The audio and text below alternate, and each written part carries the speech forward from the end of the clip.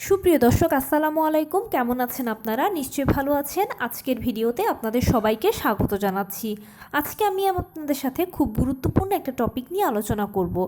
মাঝে মাঝে অনেকে আমাকে অনুরোধ করেন যে আপু, ডেলিভারির কিছুদিন আগে বা দু একদিন আগে গর্ভবতী মায়েদের যে ধরনের অনুভূতি হয় সেটা নিয়ে একটা ভিডিও দিও। আজকে সে বিষয়ে আলোচনা করব। তাহলে চলুন মূল ভিডিওতে যাওয়া যাক।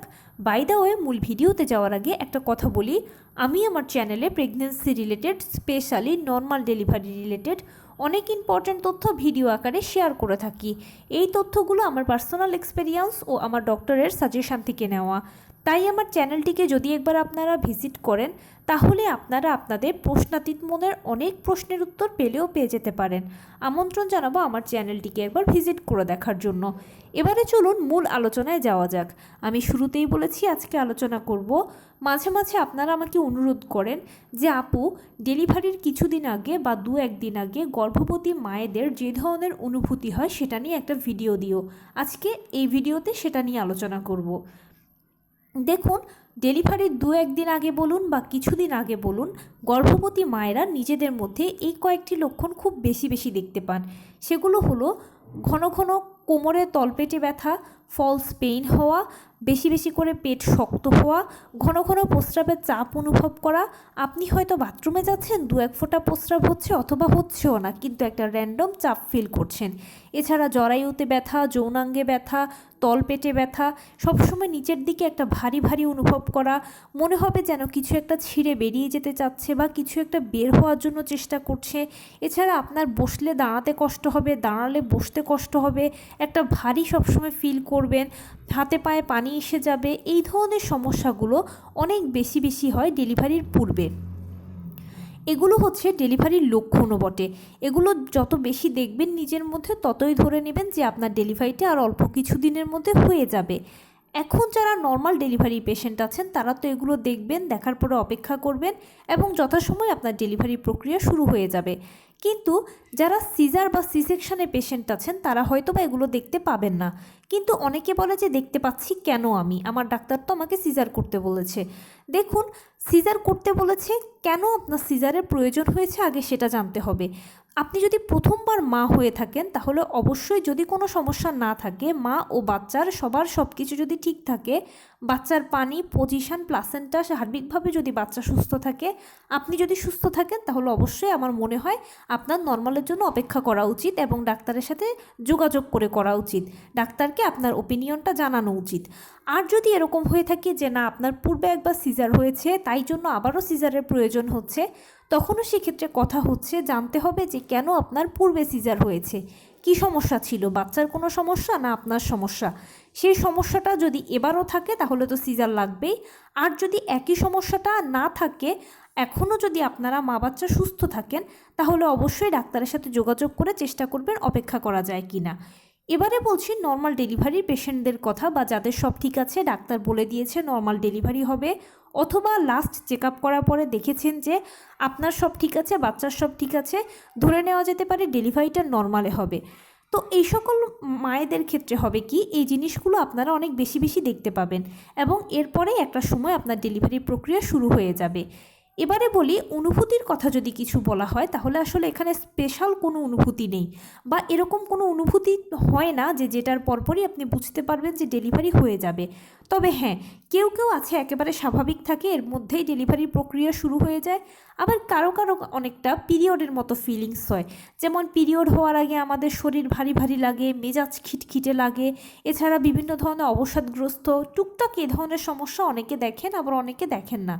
কিন্তু মোটামুটি যে লক্ষণগুলো আমি আগে বলেছি, এই লক্ষণগুলো চলমান থাকবে এবং এখন আপনি ঠিক যেরকম আছেন এর মধ্যেই একটা সময় দেখবেন যে আপনার ডেলিভারি প্রক্রিয়া শুরু হয়ে যাবে। অবশ্যই জানেন যে ডেলিভারি প্রক্রিয়াটা প্রথমে পিরিয়ড হওয়া দিয়ে শুরু হবে, সেজন্য অনেকে পিরিয়ডের মতো ফিল করে, অনেকে ফিল করে না। এখন যদি কেউ ঘাবড়ে যান যে আমি তো ফিল করছি না, তাহলে ঘাবড়ানোর কিচ্ছু নেই, কোনো সমস্যা নেই। আমি যে লক্ষণগুলো বলেছি এগুলো সবগুলো যে সবাইকে দেখতে হবে সেটা কিন্তু নয়, দু একটি দেখতে পেলেও হবে। আর পিরিয়ডের মতো ফিলিংসটা ডেলিভারির পূর্বে আপনার হলেও সমস্যা নেই, না হলেও সমস্যা নেই, যথারীতি আপনার ডেলিভারি প্রক্রিয়াটা শুরু হয়ে যাবে। প্রথমে আপনার পিরিয়ড শুরু হয়ে যাবে একদম আমাদের নর্মাল পিরিয়ডের প্রথম দিনের মতো। আমাদের নর্মালি পিরিয়ডের প্রথম দিন যেরকম হালকা বাদামি বা হালকা গোলাপি বর্ণের স্রাব যায়, এখানেও প্রথমে আপনার সেরকমই স্রাব যাবে বা সেরকম ব্লিডিং হবে, যেটা আপনার বুঝতে সুবিধা। এরপরেই দেখবেন যে আস্তে আস্তে আপনার পানি ভাঙতে শুরু করছে 2-1 ফোঁটা করে করে বা তার থেকে একটু বেশি।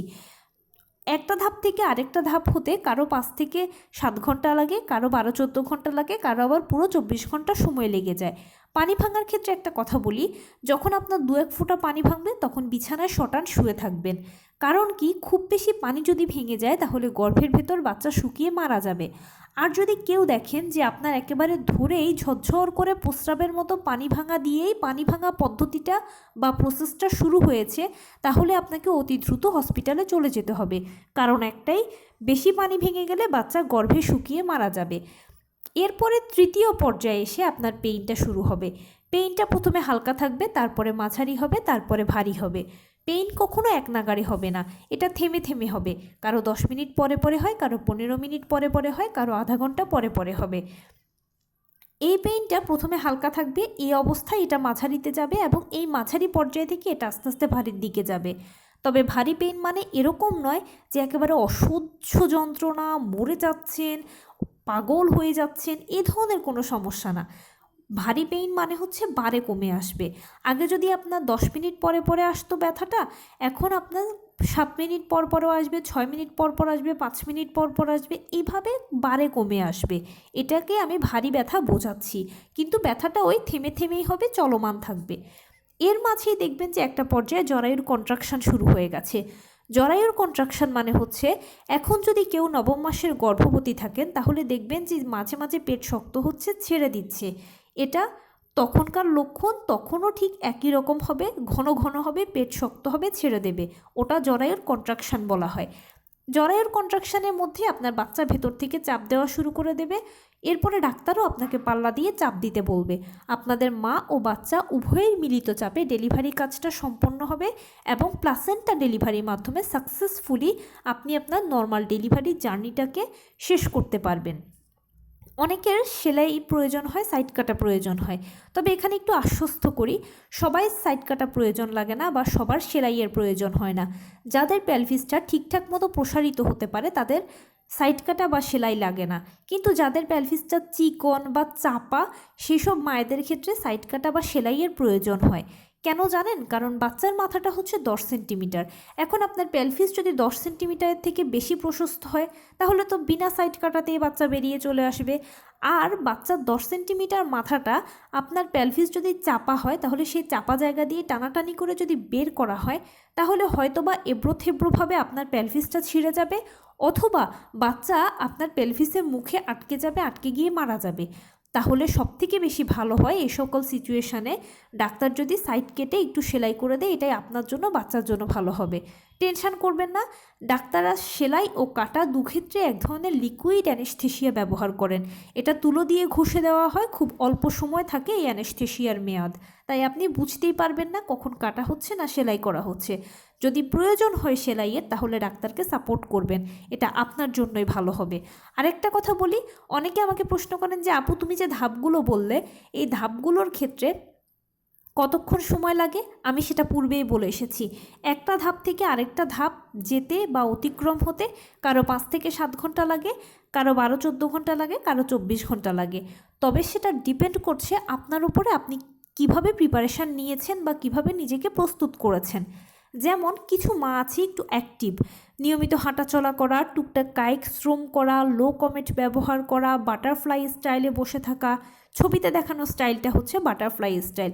বাটারফ্লাই স্টাইলে বসে থাকে, এছাড়া ঘরোয়া খাবার খায়, পুষ্টিকর খাবার বেশি বেশি খায়। সে সকল মায়েদের ক্ষেত্রে মোটামুটি সময়গুলো অনেক কম লাগে এবং ডেলিভারি কাজটাও সহজ হয়। আর যে সকল মা একটু লেজি, যেমন হাঁটাচলা করতে পছন্দ করেন না, শুয়ে বসে থাকতে পছন্দ করেন, যে কোনো কাজ অন্যকে দিয়ে করাতে পছন্দ করেন, ডিভাইস ব্যবহার করেন, এক কথায় একটু কুড়েমি বা আলসে স্বভাবের মা যারা আছেন, শুয়ে বসে থাকাটা যাদের বেশি পছন্দ, তাদের ক্ষেত্রে নর্মাল ডেলিভারির চান্স বহুগুণে কম থাকে। কারণ তাদের বাচ্চার হয়তো ব্রিজ পজিশন থাকে, বাচ্চা হয়তো দেখা যায় ওজন বেশি থাকে, ইত্যাদি বিভিন্ন সমস্যা থাকে। কিন্তু বাই চান্স যদি কোনো মা নর্মাল ডেলিভারির পর্যায়ে থাকেন বা চান্স যদি আপনার থাকে, তখন সেক্ষেত্রে ডেলিভারির প্রক্রিয়াগুলো শুরু হতেও দেরি হবে, প্লাস একটা ধাপ থেকে আরেকটা ধাপে যেতেও দীর্ঘ সময় লাগবে, কষ্টও বেশি পাবেন। তাই আপনি নিজেই ভালো জানেন যে আপনার কি করা উচিত। যদি আপনি চান যে আপনার ডেলিভারিটা সহজ হোক, সুন্দর হোক, স্মুথ হোক এবং নর্মাল ডেলিভারির মাধ্যমে আপনি আপনার এই প্রেগনেন্সি জার্নিটাকে শেষ করেন, তাহলে দয়া করে নিয়মিত হাঁটাচলা করবেন, টুকটাক কায়িক শ্রম করবেন, লো কমেট ব্যবহার করবেন, বাটারফ্লাই স্টাইলে বসে থাকবেন, নিয়মিত পুষ্টিকর খাবার খাবেন, 12 থেকে 14 গ্লাস পানি পান করবেন, ডাক্তারের দেওয়া আয়রন, ভিটামিন, ক্যালসিয়াম ওষুধগুলো নিয়মিত সেবন করবেন, ভালো মন্দ সব কিছু ডাক্তারের সাথে যোগাযোগ করবেন। তো এই ছিল আজকের ভিডিও। কেমন লাগলো বলুন? যদি ভালো লেগে থাকে ও হেল্পফুল হয়ে থাকে তাহলে প্লিজ লাইক, কমেন্ট, শেয়ার করতে একদম ভুলবেন না। আর সেই সাথে আমার চ্যানেলটিকে সাবস্ক্রাইব করার বিনীত অনুরোধ রইল। পাশে থাকা বেল আইকনটি ক্লিক করে দেবেন যেন আমি ভিডিও আপলোড করার সাথে সাথে আপনারা নোটিফিকেশান পেয়ে যান। যদি কোনো প্রশ্ন থাকে কমেন্টসে জানাবেন, আমি রিপ্লাই দেব।